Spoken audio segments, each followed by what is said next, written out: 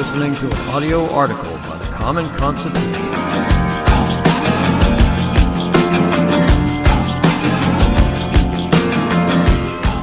Today's article is entitled, Should Trigger Warnings Be Required on All Conservative Correspondence, Writings, Podcasts, Broadcasts, and Classroom Syllabuses? Recently, the College Fix found a conservative college professor. I will expand on this, but I'd like that first sentence to sink in a bit. A conservative college professor. They are as rare as the critically endangered northern hairy-nosed wombat, of which there are only 163 known.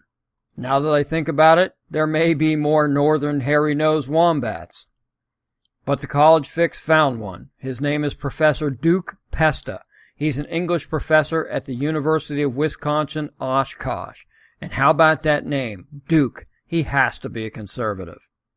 About a year and a half ago, old Duke felt the need to draft a 2-page contract, quote, to counter the trend of infantilizing college students when it comes to academic debate and the free exchange of ideas on campus, unquote.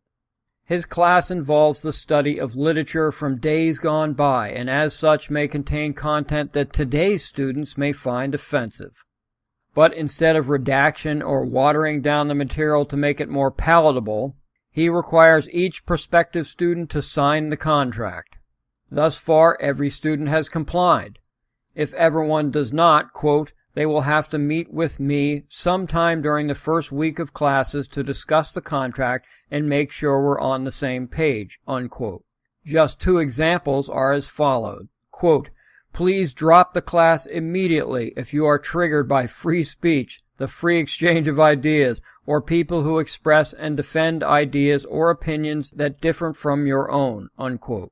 Another, quote, please drop the class immediately if you are triggered by recurring encounters with heterosexuality, traditional gender identities, sympathetic representatives of Christianity or religion in general, positive examples of free markets or capitalism, or unapologetic encounters with patriotism, hierarchies, or meritocracy-based institutions or attitudes, unquote.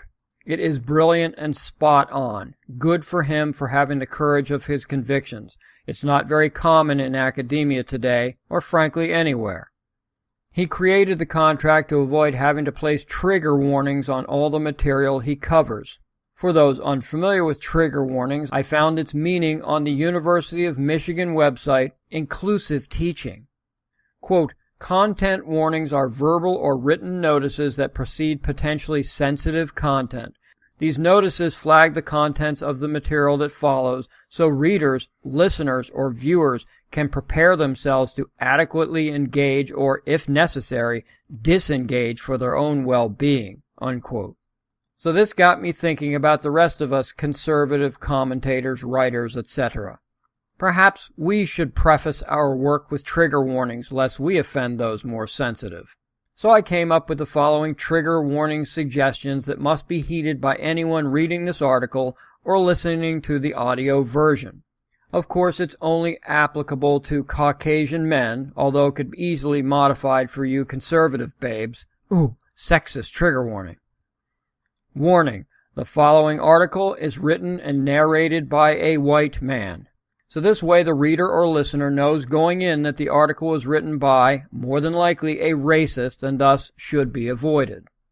The following article is written and narrated by a constitutional conservative. Now first, this confirms the reader or listener's suspicion that the author is indeed 100% a racist, and one cannot be white and conservative without being inherently or even subconsciously racist, and thus should be avoided.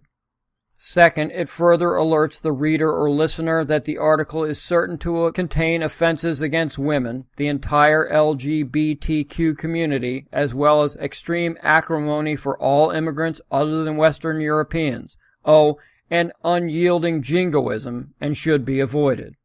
The following article may be deemed by some as critical of liberal ideology, which may cause intense physiological and psychological symptoms in snowflakes that are incapable of reading, listening, or otherwise digesting any information which they do not already agree.